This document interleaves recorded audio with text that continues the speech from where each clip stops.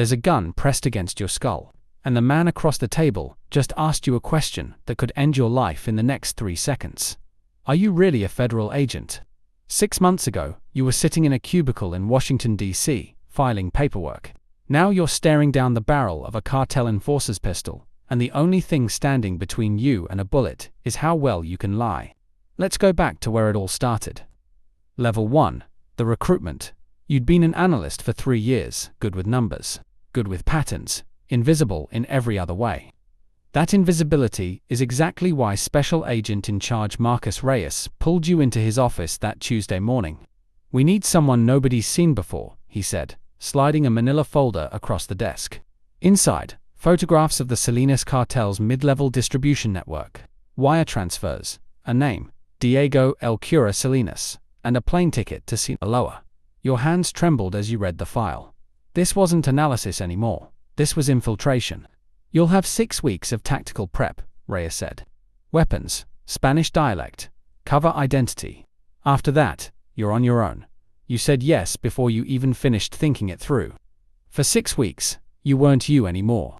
Firearms instructors drilled you until your hands stopped shaking on the trigger. A dialect coach made you repeat cartel slang until it stopped sounding foreign in your mouth. They gave you a new name, Mateo Vargas, a mid-level accountant looking to launder money for the right price. A new backstory, a new face, almost. The old you, the analyst, the quiet guy from DC, was being buried alive, one lesson at a time. Level 2. First contact. 3 months in, you finally got your shot. A cartel lieutenant named Ramon needed someone to move money through shell companies, someone smart enough to make it disappear from federal radar. You'd built Mateo for exactly this moment. You sat in that cantina for 2 hours, heart hammering against your ribs, rehearsing every lie in your head one more time. When Ramon finally sat down across from you, his eyes were flat, assessing. "Reyes says you're good with numbers," he said. "Wait, Reyes." For a half second, your blood went cold. Then you realized, different Reyes, a common name. You'd almost blown your cover on a coincidence, and your training saved you. You didn't flinch, didn't blink. "The best," you said, and slid a folder of fake documents across the table. Ramon studied the papers for what felt like an eternity. Then he smiled a slow, predatory smile and slid a burner phone across the table. "Welcome aboard, Mateo. You'd just infiltrated one of the most violent cartels in Mexico, and nobody in that room knew your real name." Somewhere in Washington, Agent Reyes was listening through a wire sewn into your jacket collar. And for the first time, you understood there was no going back. Level 3. The blurred line. 8 months undercover changes a person. You moved up fast, too fast, some might say. You were laundering 7 figures a week, sitting in rooms where kill orders were discussed, like weather forecasts, and worse, you were good at it. Genuinely good. You caught yourself laughing at Ramon's jokes, without acting. You started thinking in Spanish, before English. Late one night, staring at your reflection in a hotel bathroom mirror, you couldn't remember the last time you'd thought about your real name. That scared you more than any gun ever could. You called Reyes from a stairwell at 2 a.m. "I think they suspect something," you whispered. "Ramon's been watching me differently." Reyes's voice crackled back, tight with tension. "Extraction is 40 minutes out, if you need it." "Say the word." You almost said it. Your finger hovered over the words that would end this mission and save your life.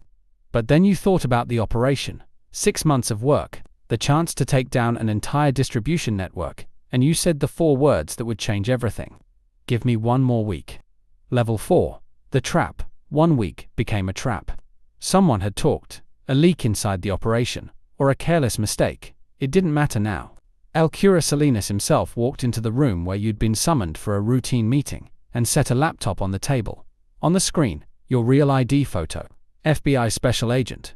Real name, real badge number. "Are you really a federal agent?" he asked again, voice like gravel, gun barrel cold against your skin. Every lie you'd built for 8 months collapsed in that single second. Your training screamed at you, deny, deflect, buy time. Your instincts screamed something else entirely, run. You didn't answer with words.